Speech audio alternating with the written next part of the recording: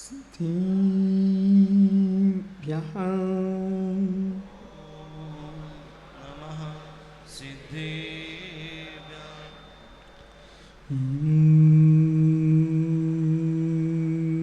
नमः सिद्धिभ्यः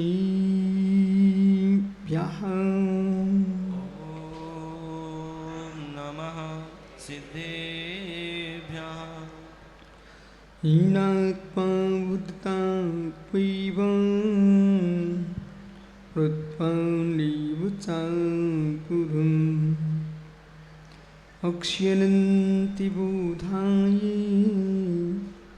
तस्मै सिद्धात्मने नमः नमोरियन्ताडं नमो सिद्धाडं नमो आर्याणं नमो वज्रायाणं नमो लोय सौविसाहुडम् अनंत अनंत परम सिद्ध भगवान की जय हो। एक भगवान आदिनाथ स्वामी की जय हो। एक भगवान महावीर स्वामी की जय हो। परम पूज्य आचार्य भगवान पूज्यपाद स्वामी की परम पूज्य आचार्य गुरु विराग सागर जी मुनि महाराज की अहिंसामय विश्व धर्म की बोले परम पूज्य चर्या शिरोमणि अध्यात्म योगी पट्टाचार्य आचार्य भगवान 108 श्री विशुद्ध सागर जी महामुनिराज की समस्त आचार्य संघ की नमोस्तु शासन।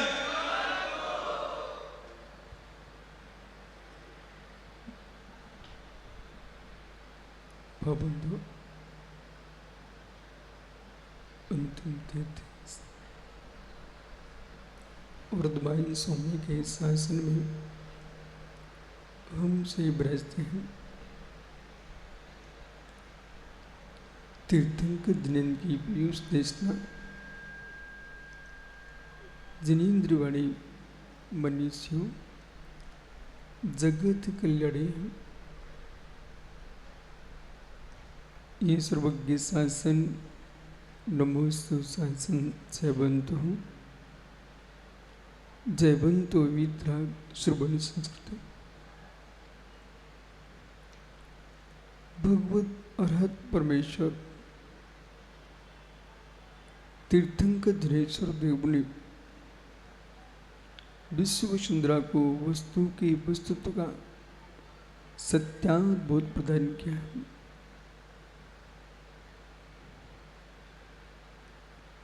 वस्तु अपने आप में तटस्थ है,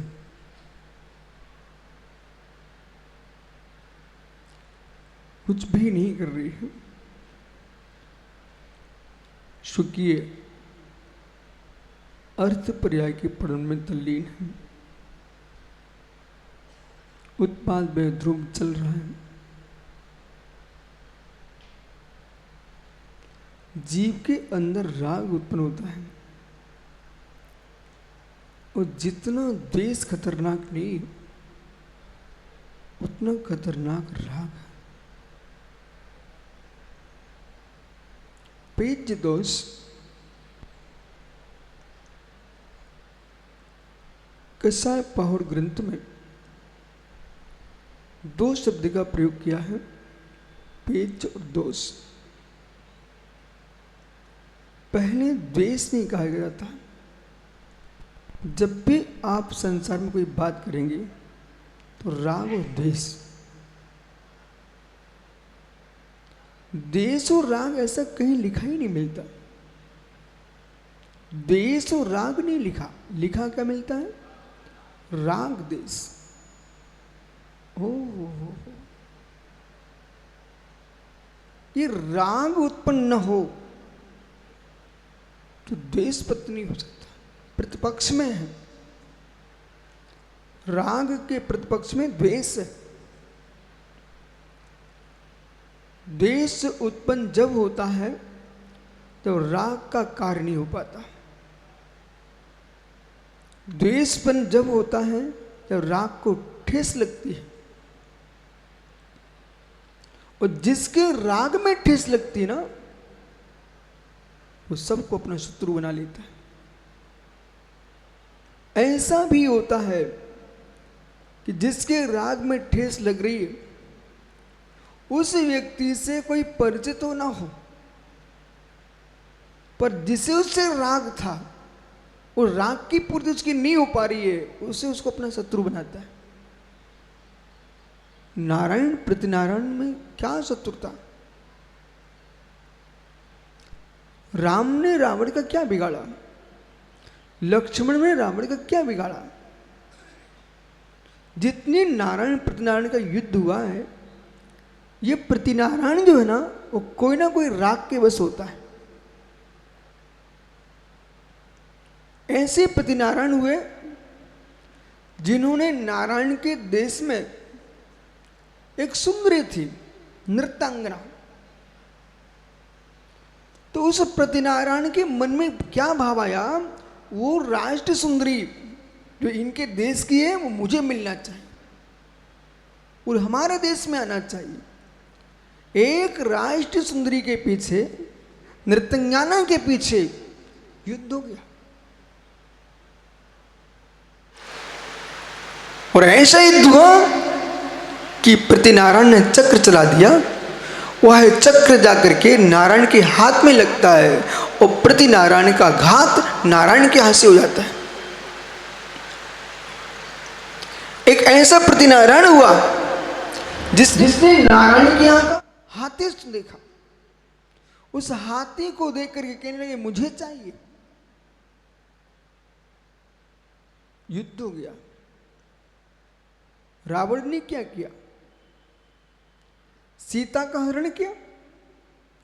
राम ने क्या बिगाड़ा रावण का? ये कथा दूसरे की चल रही है, अब अपने आप में आइए। कितने बालक बालिकाओं के प्राण जा रहे हैं। विश्व में एक दिन में हजारों कन्याएं, कुंवारे बच्चे मृत्यु को प्राप्त हो रहे हैं। किसके पीछे? यदि आप विवेकी हो, राग में ही डूब के जीना चाहते हो, तो कुछ नीति भी सीखिए। यदि मनोज को मालूम है ये व्यक्ति मेरा मित्र है, इससे मेरी मित्रता है, घनी मित्रता, आप प्रयास ये करो अपने मित्र का परिचय दूसरे मित्र को मत दीजिए। भूल आपकी है कि नीटू पिंटू आपने ही अपने मित्र की परिचय दूसरे को दिया। मित्र मित्र मिल गए, वो कदाचित उन दोनों के भाव आपकी संपत्ति पर बिगड़ गए, आपकी स्त्री पर बिगड़ गए, आपकी धरती पर बिगड़ गए। मित्र आप सोचते रहे कि मेरा मित्र है, पर तुम्हारा मित्र पहले अकेला था, अब ये दो हुए। शक्ति तुम्हारी कमजोर पड़ चुकी है, शक्ति सामने वाले की बढ़ चुकी है। अपनी पत्नी से भी मत कहिए कि देश में हमारे कितने मित्र हैं।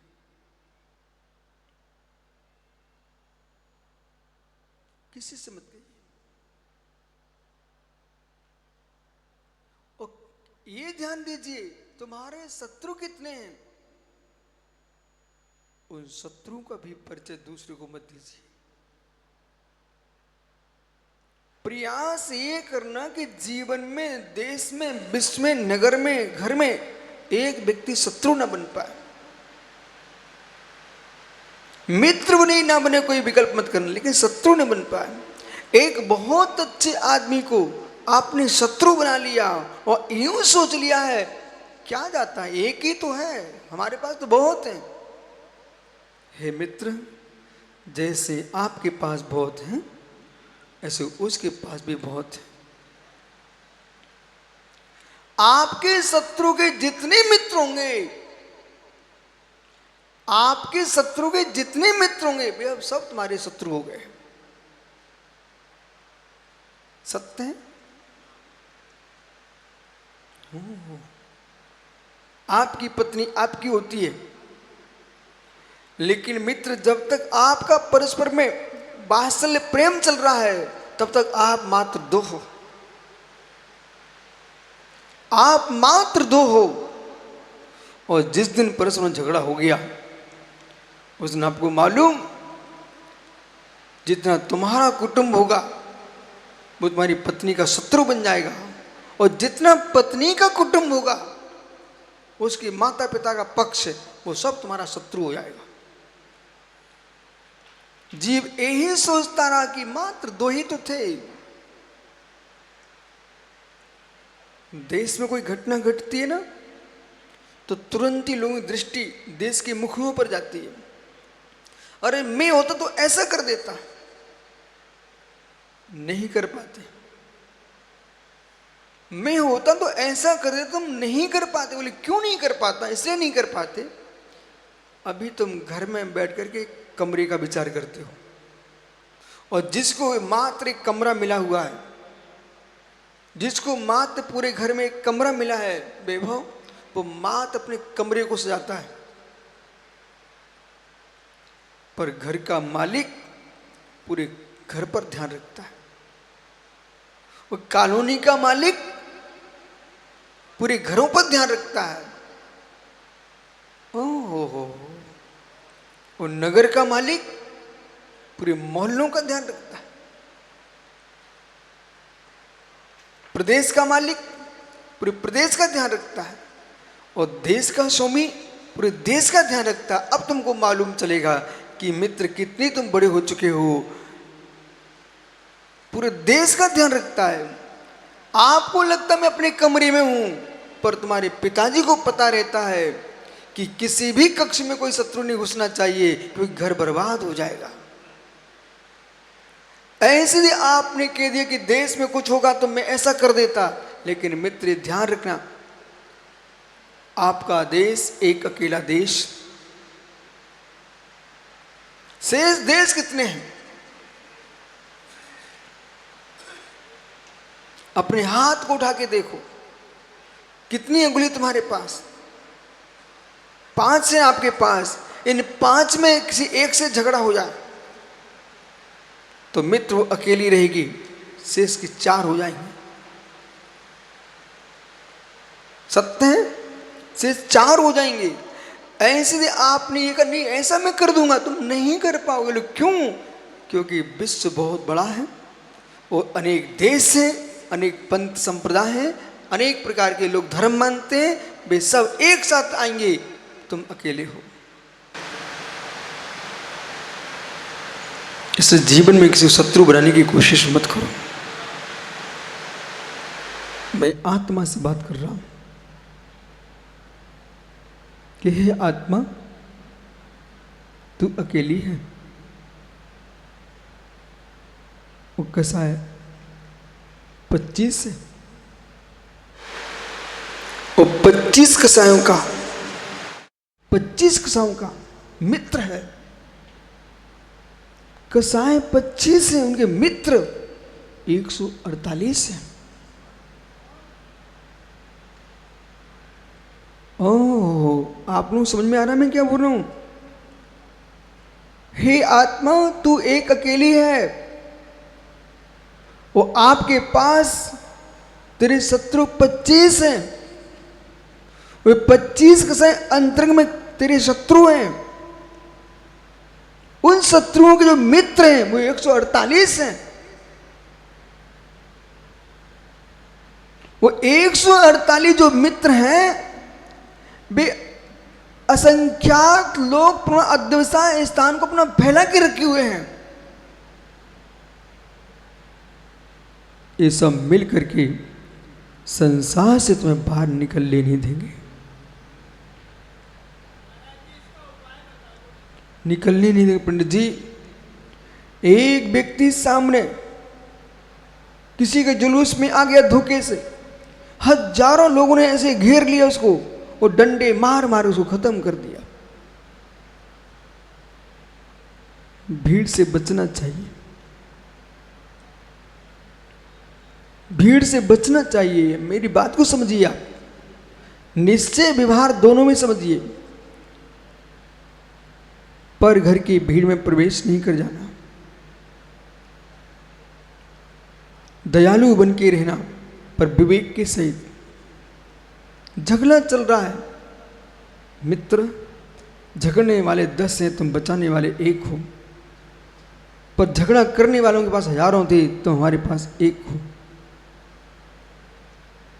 युक्ति से आप झगड़ा को बचाइए, घुस करके अपने प्राण दे करके एक जैन दर्शन का सदस्य का नाश मत कर देना।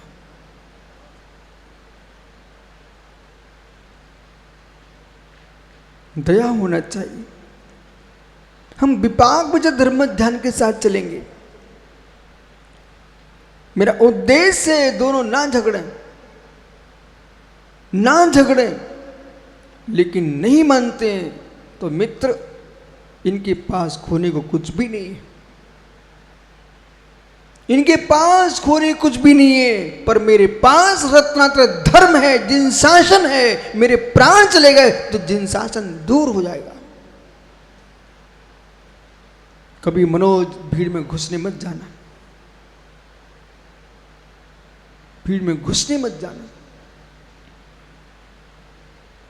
आप सुरक्षित हो तो दूसरे की रक्षा कर सकते हो। आप ही सुरक्षित नहीं हो तो दूसरी क्या रक्षा आप कर पाएंगे। सम्राट युद्ध करने नहीं जाता, पहले सेना को भेजता है। सम्राट युद्ध करने नहीं जाता, सेना को भेजता। बोले सेना युद्ध कर रही है, सम्राट देख रहा है। युद्ध हाथों से होता है, पैरों से होता है, अस्त्र शस्त्रों से होता है, पर युद्ध कराना हाथ पैर का काम नहीं है, बुद्धि का काम है। अस्त्र शस्त्र हाथ पैर से चलते हैं। अस्त्र शस्त्र आप कह सकते हैं कि आप हाथ की बात करो, पैर की बात क्यों कर रहे हैं? नहीं, बहुत सारे अस्त्र ऐसे जो पैरों से भी चलते हैं। गाड़ी हाथ से चलती है कि पैरों से चलती है? बस जो चलती है आपके यहाँ, ट्रेन चलती है, किससे चलती है? हाथ से कि पैर से? हाथ से ना मित्र, वहां पैर का भी प्रयोग होता है, पता है आपको? हाथ पैर दोनों का प्रयोग हो रहा है कि नहीं हो रहा है? ऐसे ही अस्त्र शस्त्र हाथ पैर चल रहे हैं, पर वाहन तुमको हाथ से चलते दिखा रहा है, पैरों से चलते दिख रहा है, लेकिन मित्र बुद्धि नहीं होगी, ना हाथ कुछ कर पाए ना पैर कुछ कर पाएंगे। ऐसी प्रज्ञा नहीं है तो संसार में कुछ भी नहीं है। मूल बिंदु तुम्हारा प्रज्ञा है, ज्ञान है, विवेक है, चारित्र है। विवेक को सुरक्षित रखना चाहिए। भीड़ में तन बचाना चाहिए। समझ में आ रहा है आपको? मैं थोड़ी देर से आपको समझाता हूं। भीड़ में शरीर बचाना चाहिए, और मित्र भीड़ में शरीर बचाना चाहिए। तनाव की भीड़ में प्रज्ञा को बचाना चाहिए, विवेक को बचाना चाहिए। जितने लोग आपको मनोज टेंशन देना चाहते हैं, सुनील, जितने लोग आपको टेंशन देना चाहते हैं, और यदि आपका कोई शत्रु है तुम्हें टेंशन में डालना चाहता है, वो तो मुस्कुराएगा, मुझे ना अस्त्र चलाना पड़ेगा ना शस्त्र चलाना पड़ेगा। व्यक्ति टेंशन में आ चुका है, अब अपने आप समाप्त हो जाएगा। संसार में कोई महान अस्त्र है, मान शस्त्र है, उसका नाम तनाव है। किसी को भोला नाश करना हो, उसको तनाव में डाल दीजिए, तो टेंशन में जाएगा। तो मित्र जो आगम पर विचार करता था, जो तत्व निर्णय पर विचार करता था, जिसकी प्रज्ञा बहुत लंबी जा रही थी, वो विचार कहां करने लग गया?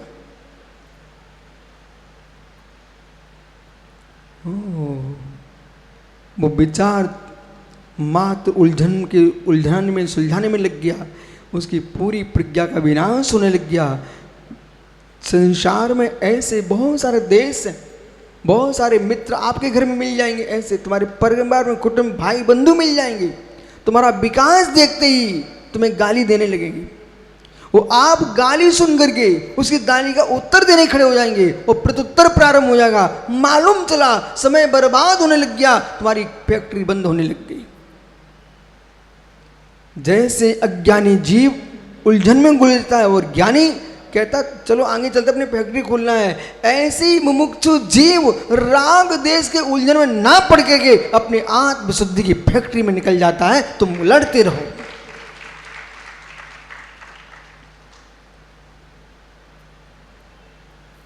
कसाय करने वाला कसाय दिलाने वाला दोनों ही शत्रु परस्पर के, सुपर के बैरी है, सुपर के बैरी है, सुपर के बैरी हैं।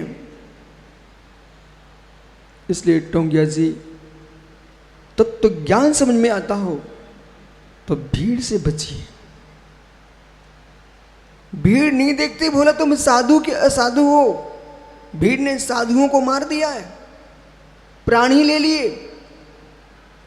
कोरोना के काल में जितने कोरोना से समाप्त हुए ठीक है, लेकिन बहुत सारे लोग ये भीड़ ने मार दिए।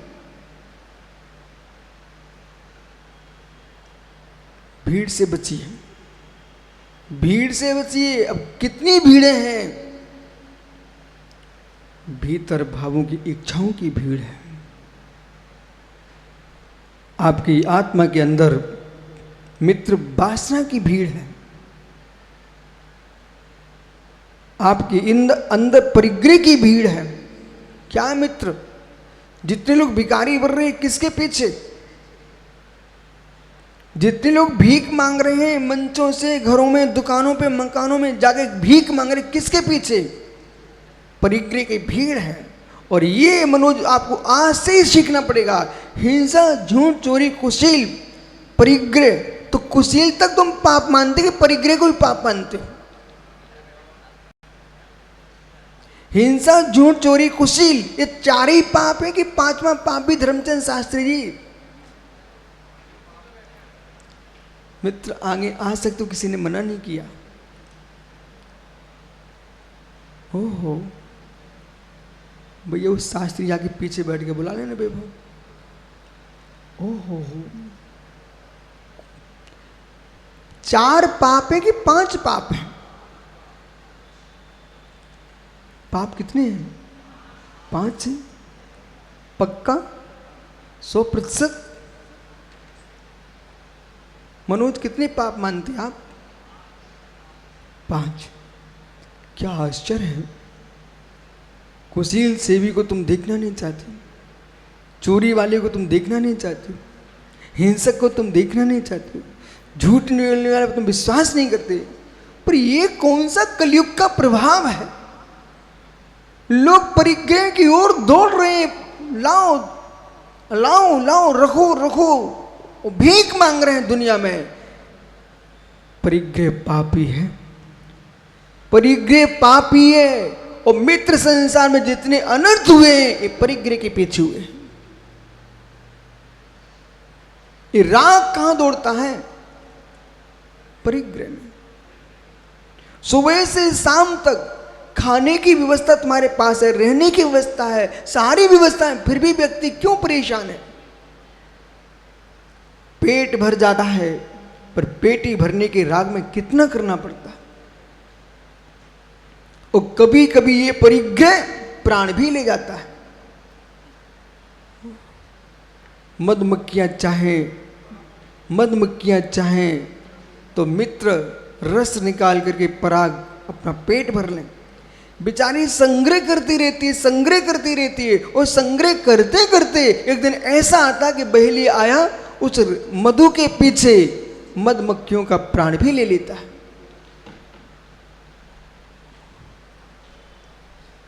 मक्खियों से पूछना, अहो दिल्ली की मक्खियों, अब बुरा नहीं मानना। अरे पंडित समझिए, अहो दिल्ली की मक्खियों, मधुमक्खी बोल रहा हूं। अहो दिल्ली की मधुमक्खियों, आप तो मनुष्य हो, आप थोड़ी मधुमक्खी हो। क्या दिल्ली में मधुमक्खी नहीं होती क्या? मैंने तो देखी है। अहो दिल्ली की मधुमक्खियों, क्यों तुम छत्ता बना के जोड़ के रख रहे हो?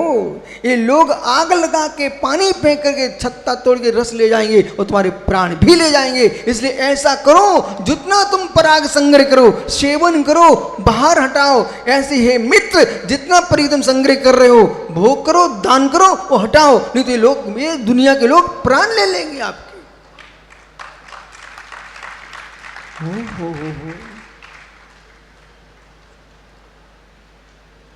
सब टकटकी लगाए बैठे रहते हैं। जैसे जंगल की झाड़ियों में पता नहीं चलता शास्त्री जी, जंगल की झाड़ियों में पता नहीं चलता शास्त्री जी। चाहे पानी हो, जंगल हो, आकाश हो, शत्रु सर्वत्र है। आकाश हो, शत्रु सर्वत्र है।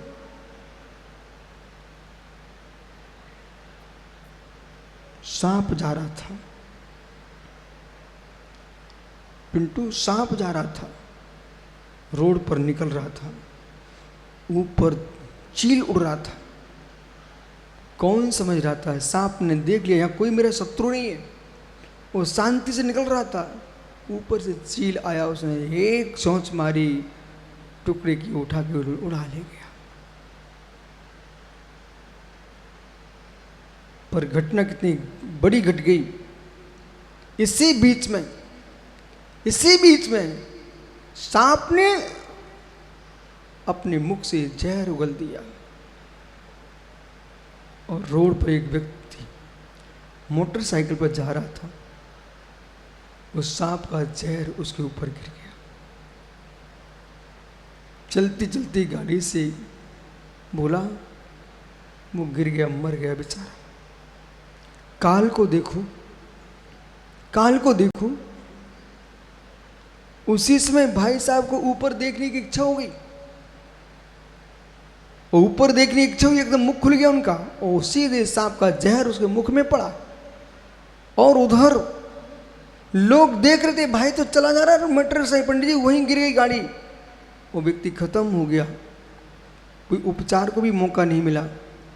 हे मित्र, काल किसको कहाँ खड़ा हुआ है आपको बोध नहीं है, इसलिए काल किसको लेके आएगा ये चिंता बे करें जिन्हें सुकाल का बोध ना हो। और जिसके पास तैयारी 24 घंटे हैं, हे मृत्यु तू जिस क्षण आना चाहे चली आना, लेकिन मैं 24 घंटे तैयार हूं, तू मारने आएगी, मैं समाधि मरण करूंगा।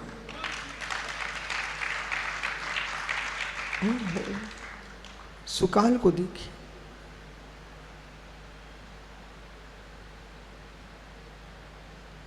बालक स्नान कर रहा बेटा अपने खेत में जाकर के, पानी भर गया, पर वो समझ ही नहीं पा रहा था कि यहां पर मेरा काल बैठा हुआ है।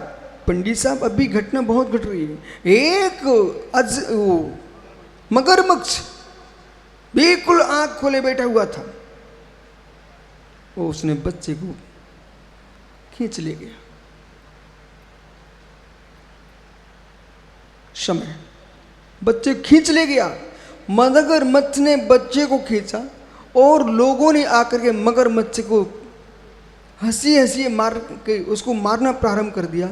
हे मित्र, न मगरमच्छ बचा न बालक बचा। समय कैसा आया, दोनों जीवों के प्राण चले गए। तुम जितने विश्व में जी रहे हो, किसी के भरोसे नहीं जी रहे हो, अपने भाग्य के भरोसे जी रहे हो।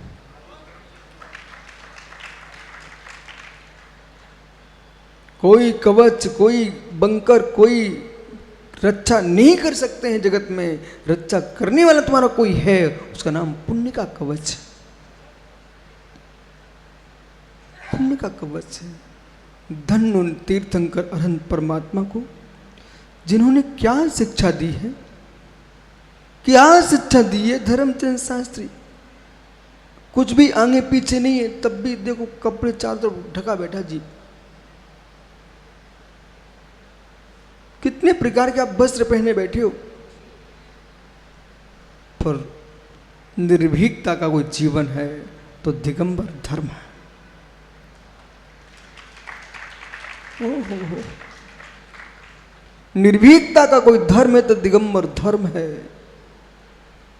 कितने मच्छर काट जाए पता नहीं, कितनी लू के थपेड़े लग जाए पता नहीं, कितनी शीत की बाधा है पता नहीं, तब भी धीर में महापुरुष राग देश से शून्य जीना जानते हैं।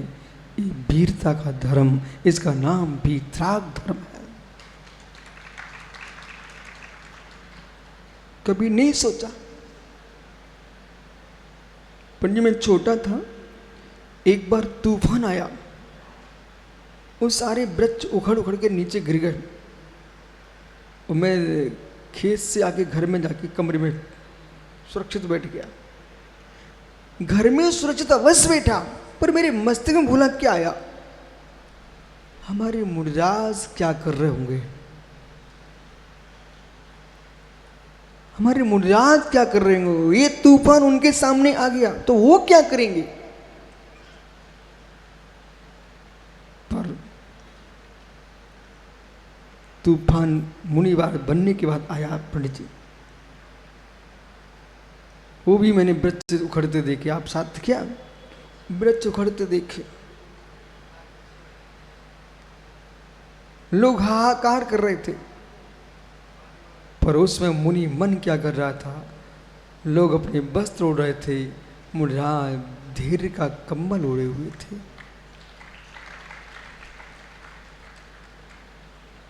कुछ नहीं इनके पास, कुछ भी नहीं, पूरा तन पूर्ण निरावरण। जिनका मन निरावरण होगा उनके तन निरावरण मुनि होते हैं, और जिनका मन निरावरण नहीं होता है वे नंगे पशु होते हैं। जिनके तन के निरावरण के साथ मन निरावरण होता है वे निर्गंत मुनिराज होते हैं। जिनके मात तन ही निरावरण होते हैं और मन निरावरण नहीं होते हैं वे त्रियंच होते हैं। मोक्ष मार्ग तीर्थंकरों का मार्ग है, ये त्रियंचों का मार्ग नहीं है।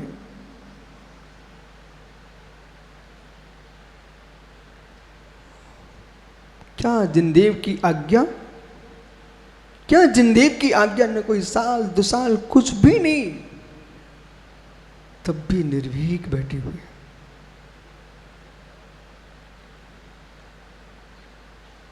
घर में डर उनको लगता है जिनने अपराध किए हैं,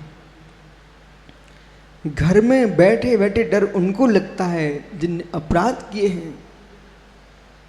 जेल के चबूतरे पर बैठा आदमी भी निडर बैठा है, किसने अपराध नहीं किए। सत्य क्या, सत्य नहीं है भैया। जिसने अपराध किया है अपने घर के कक्ष की सांकल लगा लिए है, भोजन की थाली लिए बैठा हुआ है, तब भी कप रहा है, लंबी लंबी श्वासें चल रही हैं, और एक जेल और थाने की दीवार पर बैठा बैठा शांति से भगवान की माला फेर रहा है। ये क्या चल रहा है। जेल में भय नहीं है, थाने में भय नहीं है, पुलिस से भय नहीं है, संसार में भय किसी से है तो मित्र अपराध से है। ऐसे ये योगेश्वर क्यों मुस्कुराते रहते हैं, निर्वस्त्र है, निडंबर है, निडंबर है, दिगंबर है, फिर भी मुस्कुराते, क्या कारण है। अपराध शून्य है, इसलिए कोई भय नहीं। राध वह हो सकता है, राध वह हो सकता है जो अपराध शून्य है।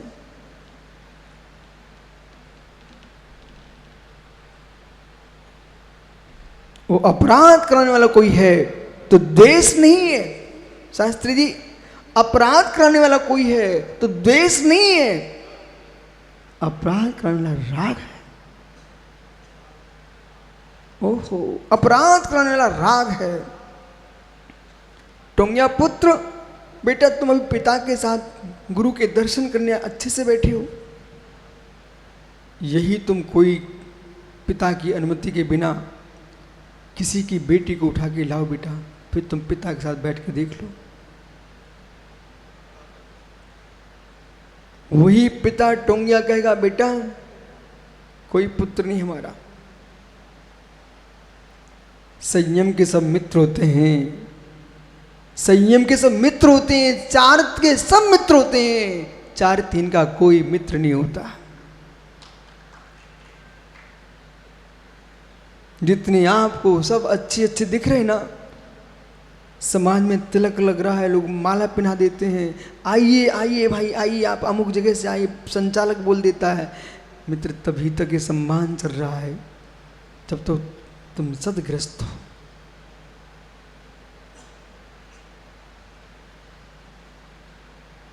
प्रत्येक व्यक्ति को माला पहनाना। आप सुनील ये डब्बा को भी पहना देना, वो साथ में क्या बोलना कि माला स्वीकार करिए आप, लेकिन ध्यान रखिए ऐसे माला तुम्हारे गले में पड़ती रहे, इस बात का ध्यान रखना।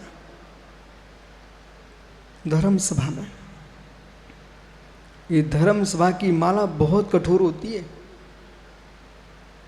यहां माला पड़ गई ना, अब तुम्हें सोचना पड़ेगा अब मैं किसी परिस्त्री की माला पहन के ना जाऊं, पर धन की माला पहन के ना आ जाऊं, पर भूमि की माला पहन के ना जाऊं, विकारों की माला पहन के ना जाऊं। इसलिए वैभव के भैया साधु पास कम रहना बेटा। तुम ज्यादा आओगे वो कहीं बाजार में चाट खाते मिल गए तो लोग क्या बोलेंगे, तुम महाराज के गेट पर खड़ा रहता यहां चाट खा रहा है। अपनी चाट छोड़ने की इच्छा हो तो साधु के पास ही रहना। देखो सबने ताली बजाई,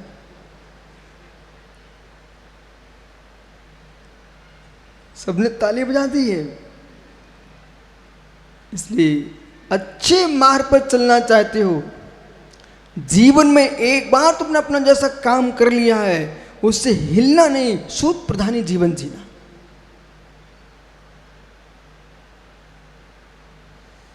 पापियों से पंडित साहब का धर्म बदनाम नहीं होता, पापियों से कभी धर्म बदनाम नहीं होता। सुनाई पड़ रहा है क्या आप लोगों को मैं क्या बोल रहा हूं? पापियों से कभी धर्म बदनाम नहीं होता, क्योंकि जगत को मालूम है वो तो पापी है। धर्म बदनाम वे करते हैं कि जीवन के कुछ समय तक धर्मात्मा बन के जीते हैं, फिर पापी बन जाते हैं, वे धर्म को बदनाम करा देते हैं।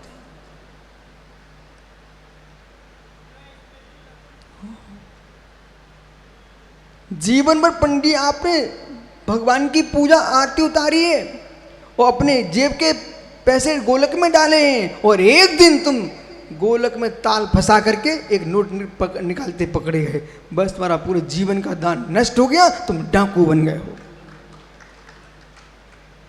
बराबर बराबर ये कहना आप अपने ये सुनील प्रधान जी से, किसी बच्चे को दिन भर खिलाना, खूब मूंगफली खिलाना, दूध पिलाना, मेवा रबड़ी खिला देना, और शाम को एक गाल पर चांटा मार देना, और फिर उसको उसके पिता के पास भेज देना। अब पूछना उसके अपने पिता से क्या बोलेगा, क्यों बेटा क्या बोलेगा? रबड़ी की बातें करेगा कि मूंगफली की बात करेगा कि खुनखुने की बात करेगा? वो ये कहेगा कि पिताजी ये प्रधान ने गाल पर चांटा मारा। ऐसे ज्ञानी कितनी तुम महान बन जाओ, मैं उसे महान नहीं मानता हूं। जिस दिन जीवन की अंतिम समाधि के काल में राग देश रहित जी लोगे, उस दिन तुम्हारा जीवन महान होगा। अभी महान नहीं हो, उसकी तैयारी कीजिए, उसकी तैयारी कीजिए। अंतिम श्वास में ये शब्द तुम्हारे मुख से निकले, भज अरिहंतम नमो अरिहंताणम पंचप्रविष्टि की जय निकले। अंतिम श्वास में कहीं राज जय कुमार निकल पड़ा कि मेरे बेटा लक्की को बुला दो, होटल से ला करके एक बिस्किट खिला दे। ओ हो क्या कर लिया तुमने? जीवन भर मंदिर की पूजा करने वाला अंतिम श्वास में बिस्किट मांग ले, हे मित्र संभल के जीना, इच्छा भी हो रही हो तब भी मांगना नहीं। कुछ ऐसे काम हैं जो तुम्हारे अंदर चल रहे हैं, बाहर मत निकालना, क्योंकि बाहर तुम धर्मात्मा के नाम से प्रसिद्ध हो रहे हो। प्रधान जी, जीन्स टी शर्ट पहने घूमने मत लगना आप, नहीं तुम्हें कभी शौक चढ़ा है, बोले देखूं सारे बच्चे पहने बैठे हैं, हम कब तक रहेंगे धोती दुपट्टा में। जिन जिन को सफेद कपड़े पहनने का शौक आ रहा हो ना, वे मेरी बात को ध्यान से सुनो। ये छींट के कपड़े सोनू मोनू बदल सकते हो, पर सफेद एक बार पहन लिए, अब छींट में आओगे तो बदनाम हो जाओगे। ऐसे मित्र, जब तक कपड़े पहन रहे तुम बदलते रहो, लेकिन एक बार दिगंबर हो गए फिर कपड़े पहनने का मन मत कर लेना। हो। बद से खतरनाक बदनामी होती है। अब से बद से खतरनाक बदनामी होती है। अब से बद से खतरनाक बदनामी होती है। अपने हृदय में नोट कर लो और मनोज अपने घर पे लिख के टांग देने आज। अहो ज्ञानी महात्मा सुब्रत सागरी, बद से खतरनाक, बद से घातक बदनामी होती। अहो ज्ञानी, बद से घातक बदनामी है। बद होने में एक बार प्राण तक निकल जाते हैं, कोई लोक में अपयश नहीं फैलता। और बदनाम पुरुष रावणवत एक बार मर गया, पर हर साल बेचारे का पुतला बना करके फिर मारा जाता है। न ऐसा काम करो जिससे तुम्हारा बद भी ना हो और तुम्हारी बदनामी भी ना हो। आज क्या हो गया आप सब? बद श्रेष्ठ की बदनामी श्रेष्ठ, बद श्रेष्ठ की बदनामी श्रेष्ठ है। मित्र, न बद श्रेष्ठ है न बदनामी श्रेष्ठ है, श्रेष्ठ है समाधि यश के साथ, समाधि यश के साथ।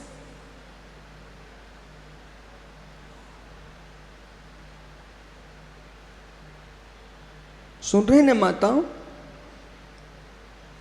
जीवन में मरने का विचार नहीं करना, किसी को मारने का विचार नहीं करना, ऐसा काम करना कि मेरे प्राण भी निकल जाएं फिर भी लोगों की श्रद्धा से मेरे प्राण ना निकल पाए, ऐसा काम करना।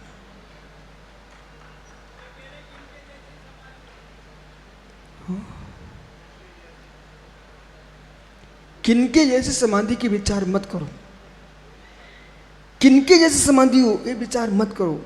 ये किसने जाना किसकी समाधि अच्छी किसकी बुरी हुई है? तुम तो ये विचार करो मेरी समाधि समता के साथ हो।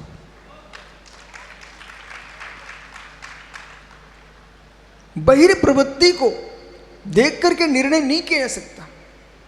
बहिर प्रवृत्ति से हम यही कहेंगे भैया अच्छी होगी बुरी होगी, लेकिन नहीं, भाव दशा क्या चल रही है। वैभव, गाड़ी के नीचे आया दबा आदमी भी समाधि कर सकता है, पर कहने वाले यही बोलेंगे वो तो बेचारा कुचल के मर गया। पर तुम्हें क्या मालूम, जब शरीर कुचला जा रहा था तब परिणाम उसके निज आत्मा में स्पर्श कर रहे थे, वो समाधि मरण कर रहा था। और एक जीव ऐसा है जिसे कान में नमोकार सुनाया जा रहा हो और वो कह रहा है, मन में कह रहा है, ये क्यों पागल लोग इकट्ठे हो गए हैं, ये सब भग जाते, पत्नी को बुला के चेहरा देख लेता। गूंज नमोकार रहा था पर मन में पत्नी का चेहरा देख के भाव आ रहे थे। मित्र, इसलिए समाधि दर्शन का विषय नहीं है, समाधि प्रदर्शन का विषय नहीं है, समाधि आत्म दर्शन का विषय है। और जिन जिन जीवों को समाधि चाहिए, शुद्ध समाधि चाहिए, तो आज से ही जिन हेतुओं से राग देश बढ़ता है उनसे आत्मरक्षा करना सीखो। समाधि भंग, मनोज, समाधि भंग शेर नहीं करेगा, समाधि भंग अजगर नहीं करेगा, समाधि भंग कोई बाहर का शत्रु नहीं करेगा। समाधि भंग कोई छत गिरती नहीं करेगी, समाधि भंग पर्वत की चट्टान टूटते नहीं करेगी, समाधि भंग अग्नि की ज्वालाएं नहीं करेगी, समाधि भंग बाढ़ का पानी नहीं करेगा। समाधि भंग जो भी करेगा वो तुम्हारा परिणामों का राग देश करेगा। क्या है पंडित साहब, आप तो ज्ञानी जीव हो। रेवा नदी के तट पर महात्मा सुब्रत सागरी, रेवा नदी के तट पर कितने मुनिराज रेवा के ब्याह में बह गए और उत्तम उत्तमार समाधि करके निर्वाण श्री को प्राप्त कर लिया। पर्वत की गुफाओं में विराजमान थे मुनिराज, अचानक बिजली तड़की, गाज गिरी, चट्टान टूटी, पर्वत के नीचे दब करके परमहंस संन्यास को प्राप्त करके समाधि करके निर्वाण को प्राप्त कर लिए। ओह, भीम अर्जुन, नकुल सहदेव, युधिष्ठिर, पांचों पांडव मुनिराज विराटनगर जयपुर के पास वहां ध्यानस्थ खड़े हुए थे। उपसर्ग किया, लोहे के आभूषण पहना दिए, ज्वालाएं फुलिंगे आ रहे थे, तब भी मुनि के परिणामों को विचलित नहीं कर सके। जिनको छपक श्रेणी आरूढ़ किया वे सिद्ध हो गए, और उपसम श्रेणी का आरूढ़ किया वे सर्वासिद्धि के देव हो गए। आभूषणों ने क्या किया?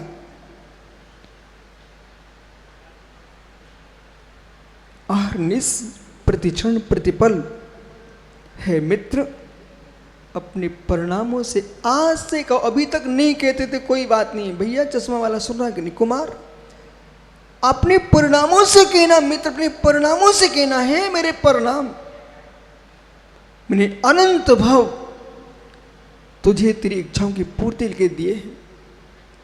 एक भव ऐसा कर लो कि साधु स्वभाव की ओर ले चलो, मुझे साधु स्वभाव की ओर ले चलो।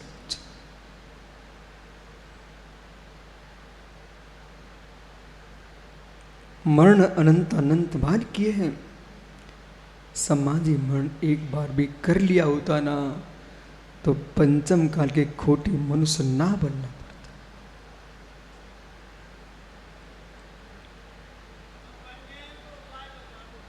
यदि बन गए हो तो उपाय ये है, अपने शत्रु में भी मित्र खोजना सीखो।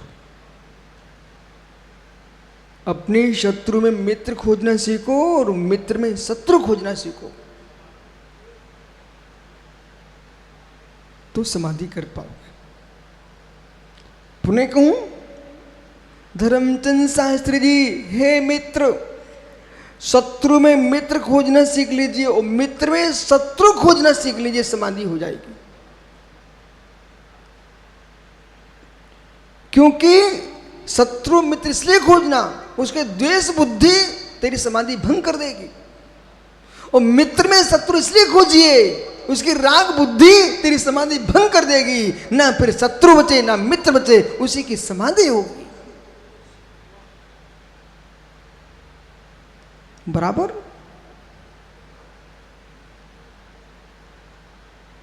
सबके मध्य रह करके सबसे शून्य होकर रहना सीखो।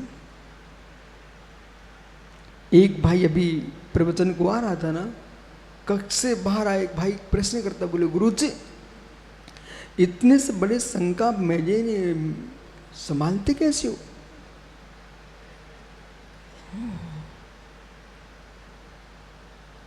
कैसे रहते आप? कि मित्र, बहिरंग की योग्यताएं अलग होना चाहिए, वो अंतरंग की योग्यताएं अलग होना चाहिए। बहिरंग की योग्यताएं अलग होना चाहिए, अंतरंग की योग्यताएं अलग होना चाहिए। बहिरे में तुम सशक्त नहीं रहोगे तो धर्म ही नहीं बचेगा, बाहर का सब छीन ले जाएंगे। अंतरंग में विशुद्ध नहीं होंगे तो परिणामों की निर्मलता ही नहीं बचेगी, कर्म छीन ले जाएंगे।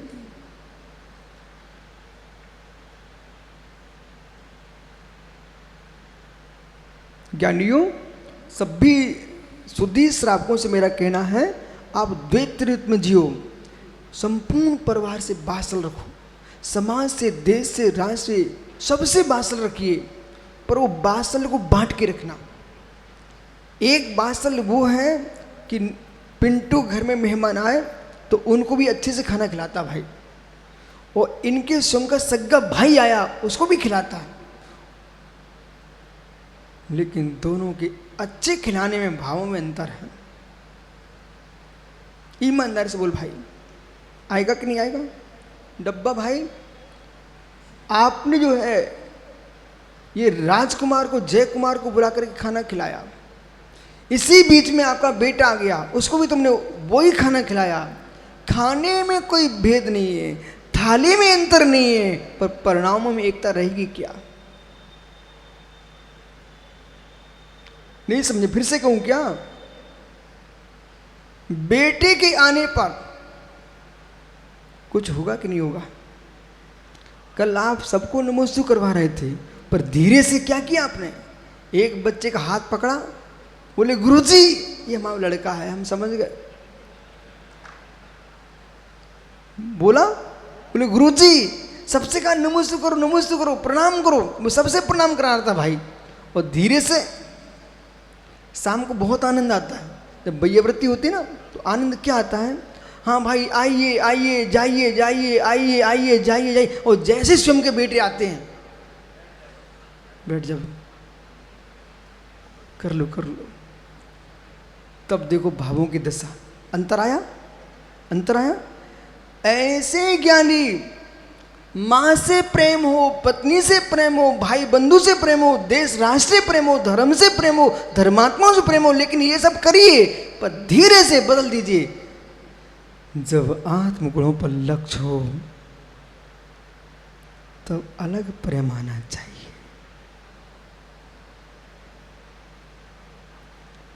ये सब जिन पे हम प्रेम बखेर रहे थे वो रिश्ता था, जिनमें हम प्रेम बखेर रहे थे वो रिश्ता था, जिसमें प्रेम उत्पन्न हो रहा है वो आत्मा का धर्म है।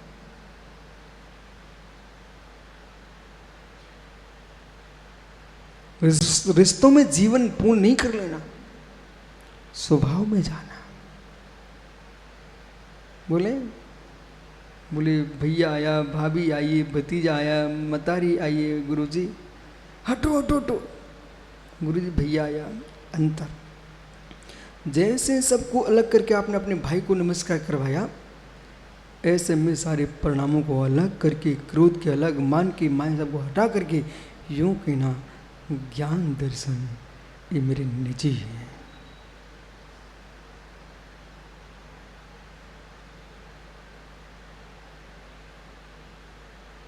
ये मेरे निजी है।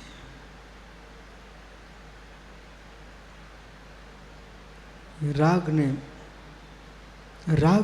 द्वेष खड़ा कराया। पंडित साहब, राग ने द्वेष खड़ा कराया। माना कि मैं अपने भोले को ही पढ़, तुम्हारा संबंधी ना, इसलिए तुम दोनों पड़ोसी हो, पता है आपको?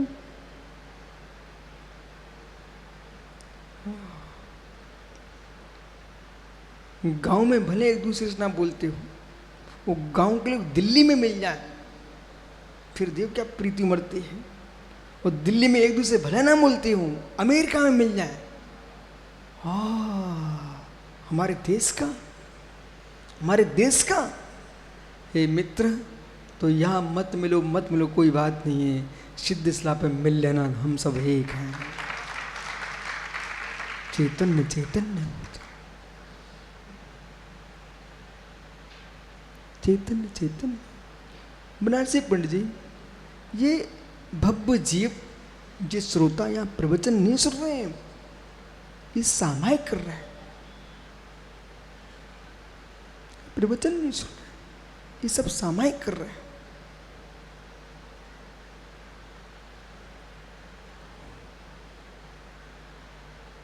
जब भी ये माँ सुई के छेद में धागा डालती है, सुई के छेद में धागा डालती है, तो मित्र सत्य बताना, वो माँ दोनों आंख खोल के धागा डालती ना, दोनों आंखें खोल के धागा डालती ना, वो काली दाढ़ी वाला भाई खड़ा हो जा।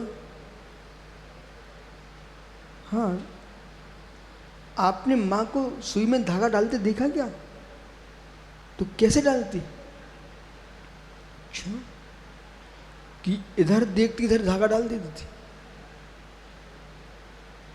बगल में देखे, पीछे देखे, आगे देखे और ऐसे धागा डाल देती, ऐसा करती क्या? तो दो आंखें खोल के डालती है। देखो वो यूं कर रहा बेचारा, कनुओं के डालती। मतलब भाई कह रहा बोले गुरुजी, एक नेत्र बंद करती माँ, फिर सूत को, धागे को सुई के छेद में डालती है, और जब तक दृष्टि एकाग्र नहीं होगी, मतलब दो आंखें भी चंचलता कर रही है, तेरी ही आंखें। बेटा कहना मतारी से, माँ ये क्या कर रही हो तुम? तो उसके मुख से उत्तर आएगा, बेटा ये दो अपनी आंखें हैं, लेकिन फिर भी एक को बंद करना पड़ता, अन्यथा धागा डल नहीं सकता है। ये माँ जब धागे को, सूत को सुई में डालने पर आंख बंद करना पड़ती है, तो फिर मित्र भोग की आंख, योग की आंख, भोग की आंख बंद करोगे तब योग की आंख में जिनवाणी का सुख प्रवेश करेगा।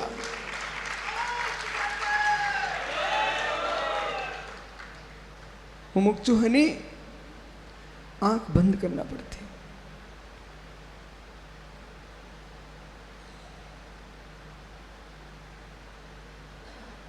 मन की मध्य में अनंत चंचलताओं को लेके आओगे तो आपको जिनवाणी समझ में नहीं आएगी।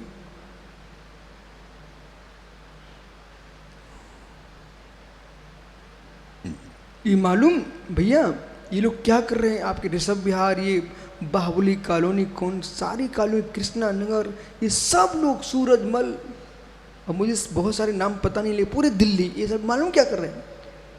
ये एक माँ होती बेटा, वो अच्छा खाना बनाती है, और बना बन करके अब खा नहीं रही, अभी जितनी आए सब खिला देगी, फिर बर्तन भी मांज के रख देगी, इसके बाद फिर लगाती थाल मस्त।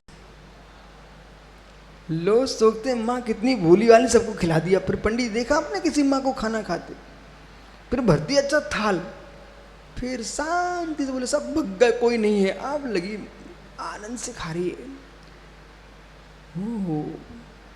ऐसी ऋषभ बिहार वालों ने क्या किया? बोले 3 दिन सब मेहमानों को खिला खिला के भगा दिया। बोले अब शांति से हम तत्व का भोजन कर रहे हैं।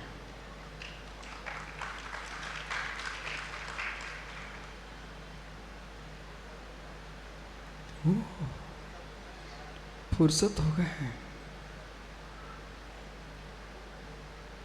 हे मित्र, ऐसे जगत की कसायों से फुर्सत हो जाओ ना। जैसे भाई सुनना ना बेटा, जैसे ये अध्यात्म विद्या सुनने पर इतनी शांति प्रदान कर रही है, इतनी शांति प्रदान कर रही है। अध्यात्म की मुद्रा दिगंबर मुनि कितने आनंद में जीता होगा वो।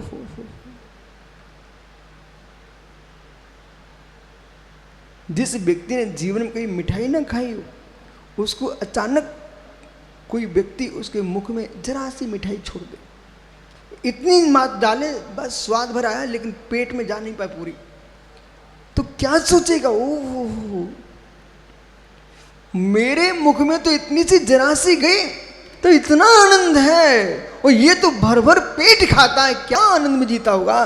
ऐसे ही भव्य श्राप को ये जिनवाणी श्री समय सार का तत्व ज्ञान जब आपके पास इतनी जरा सी कणका पहुंची है तो तुम शांत हो गए हो। वे भव्य मुनिराज 24 घंटे जो आत्म तत्व में तल्लीन हो, उनके आनंद का क्या पार होगा। यों चिंत निज में थिर वही। ओहो देख बेटा, यो चिंत निज में थिर भय तिन अकत आनंद लहो, सो इंद्र नांग नरेंद्र अहिमेंद्र के नायक हो। एक मुहूर्त प्रमाण काल में बेवीतरागी श्रमण भावलिंगी मुनिराज चित्त ब्रह्म में तल्लीन होकर के जो आनंद की डुबकियां लेते हैं, वो सौ क्या कोटि कोटि अप्सराओं में रमण करने वाला सौदुर्मिंद्र अहिमेंद्र भी उस आनंद का कण मात्र भी नहीं ले पाता। 96,000 महारानियों का स्वामी जो रानियों का आनंद ले रहा है, वो मुनि के आनंद की एक अंश मात्र भी नहीं।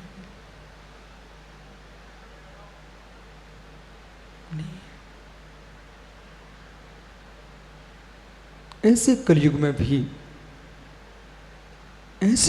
में भी जब आप किसी मुनि को नमस्कार करते दिखाई देते ना मुझे प्रवेश, ऐसे कलयुग में भी आप जब किसी मुनि को आप लोग नमस्कार करते दिखते हो ना, हृदय से बोलो ना, हृदय भक्ति से भर जाता है कि कलयुग में भी इतनी आस्था आज विद्यमान है। धन हो पंचम काल के धर्म की विश्वास को।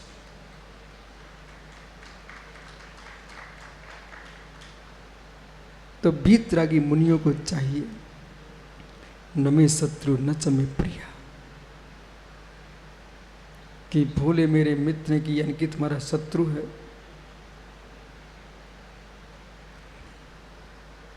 इस सभा में तैरना कितने लोग जानते? पानी में तैरना जानता कोई? अच्छा भाई टोंगिया खड़ा हो या भैया खड़े हो ना तैरने वाले, कैसे तैरते हो? हाँ तो करके दिखाइए ना। तो हाँ क्या गजब, आप तो करते जाओ, फिर आप तुम बात में करूंगा। आप तो तैरो, हवा में तैरो, हाँ तैरो टोंगिया तैरना शुरू करो। अब दोनों को तैरने देखो, आप दोनों के हाथ देखो, ऐसे से ये यूं करते फिर यूं करते यूं, ऐसा क्यों करना पड़ रहा आपको? हाँ यदि ऐसा नहीं करो तो, सुन रहे हैं आप लोग, माता दिखाई दे रही है आपको भाई? फिर से करना जरा, कोई फोटो नहीं खींच पा रहा भाई का। ओह टोंगिया, अरे तुम छोटी नदी में तैरे ऐसा लगता है। ओह आप चंबेल में तैरे हो कि जमुना में? कुआं में तैरे हो? अच्छा फिर सुनिए आप ध्यान से।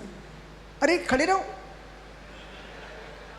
अभी तुम्हें तैरना दिखाना है, फिर से अब उधर दिखाओ। हाँ देखो इनका चेहरा, अब इनके चेहरा देखो भाई। कुमार ये भाई कैसे तैर रहा है? वायु में तैर रहा है। हे मित्र, यदि नदी में, समुद्र में, सरोवर में तैरना पार होना चाहते हो तो पानी को काटना पड़ता है, यूं हटाना पड़ता है। ऐसे ही भव सागर से तिरना चाहते हो तो राग देश को हटाते जाइए।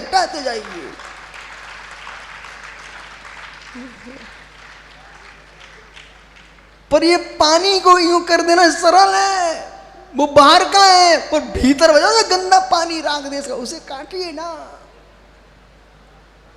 विराजो मित्र क्षमा करना, कसाई मत करना हमारे ऊपर है। तुम खुशी मनाओ कि तुमको इतनी भरी सभा में आपको व्यायाम करने को मिल गया।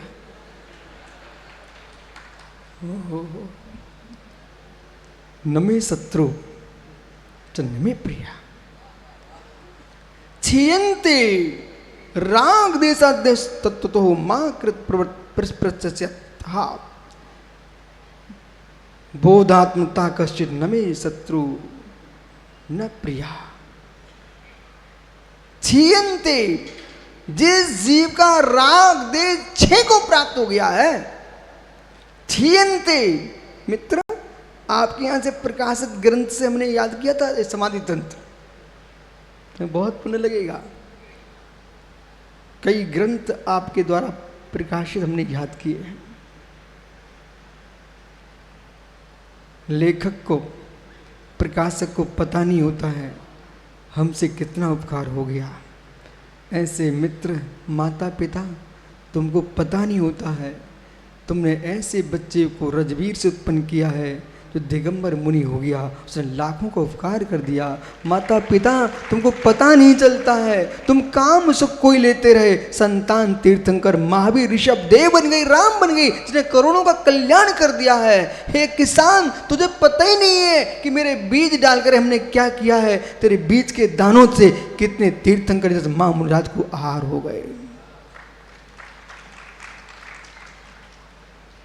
प्रधान जी, एक बीतरा के मुनि पर के अंजलि में ग्रास रक्त में तुम्हें पता नहीं चलता है, वो कितना ध्यान करके जमीन पर तुम्हें शरीर दिख रहा है, वे सिद्ध परमात्मा का दर्शन कर रहे हैं।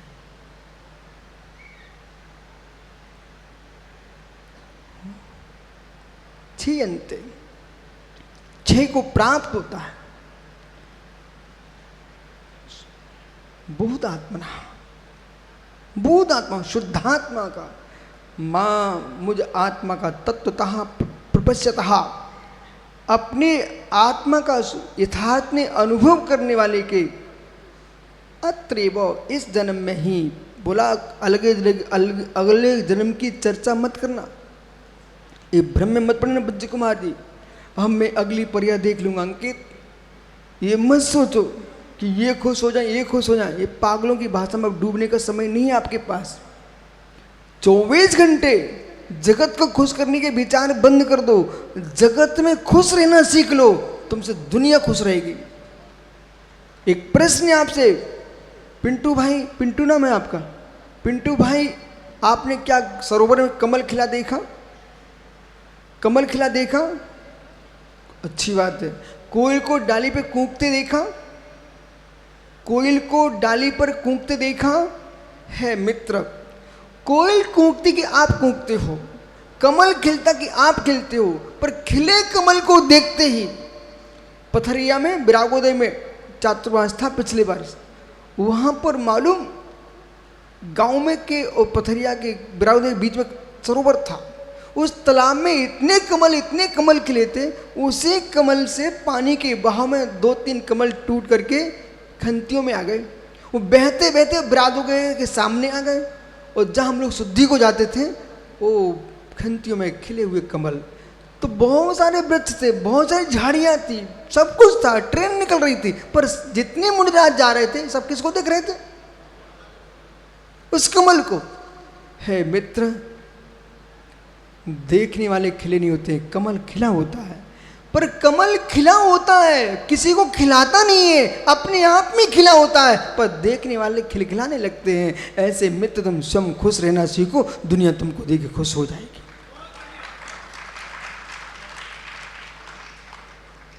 खिले कमल की हुई दशा। अच्छा बताइए पिंटू भाई, किसी की मृत्यु देखी आपने? किसी मुर्दे की अर्थी को देखा? किसी व्यक्ति के मरे होने पर उसको द्वार पर रखा देखा? लेकिन सत्य बताना, मरा कौन है? जिसका सब शरीर पड़ा वही तो मरा है ना। पर तुमने वहां जाके देखा, जितने लोग वहां खड़े थे सबके चेहरे देखो, वो तो निकल गया, कहीं दूसरे पहुंच गया, लेकिन उस मरे को देखने पर सबके चेहरे मरे दिखते हैं, सब ऐसे मुंह बनाए बैठे रहते हैं। मुर्दे को देखोगे तो परिणाम मुर्दे ही होते हैं, और खिले कमल को देखो तो परिणाम खिलते हैं। ऐसे रागी देश देखो तो परिणाम रागी देशी हो जाएंगे, इसलिए बीतराग देखो परिणाम बीतरागमय होते हैं। इसलिए मैं ज्यादा किसी को देखते नहीं हूं। कोई रोते रोते आ जाए ना मेरे पास, मैं उसको हाँ ठीक ठीक ठीक भगवान की माला पे लो, जाओ। बोले तुम रो रहे, हमें क्यों रुलाने आए? ये कितना चतुर है पंडित। देखो आप 75 साल के हो गए, ये 75 साल का युवा।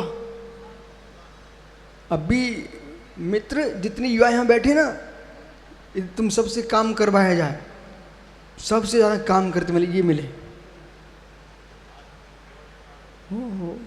इतनी उम्र में भी जब प्रतिष्ठाएं कराते ना तो इंद्र थक जाएं, पर पंडित नहीं थकते।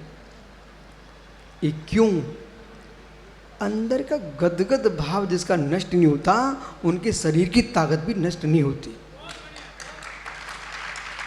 और जिनके गदगद भाव मर गए हैं, वे प्रतिदिन प्रतिदिन 5 किलो बादाम का हलवा खाएं, तब भी बेचारे मुंडी नीचे करके गर्दन हिला के चलें। ओहो, देखो प्राचार्य तुम तो मुस्कुराओ, ये बड़ौद में होते अभी तो दूसरे काम हो जाता, यहाँ तुम आ गए सब मुस्कुरा रहे हो, समझ गए ना। हो छीयंते छीयंते, मित्र आपका समय हो गया। छीयंते रागात्मक महाप्रश्न बोधात्मकता कश्चित, जब निज आत्मा के बोध को प्राप्त होता है जीव तब विचार करता है कश्चित न शत्रु न च में प्रिया, अब जगत में मेरा कोई शत्रु नहीं न मेरा कोई प्रिय है। एक बार बोल लो जाओ, न में शत्रु न च में प्रिया, न में शत्रु न च में प्रिया, न में शत्रु न च में प्रिया। इस जगती पर न कोई मेरा शत्रु है न कोई प्रिय है। राग में प्रियता दिखती है, देश में शत्रुता दिखती है। जब राग देश इच्छे को प्राप्त हो गया है तो न में शत्रु न च में प्रिया। क्या नहीं हो, कल फिर आओगे पर्यायी तो पुनः चर्चा करूंगा। न में शत्रु आत्मा शुभावम पुरीभाव भिन्नम, आत्मा शुभावम पुरीभाव भिन्नम।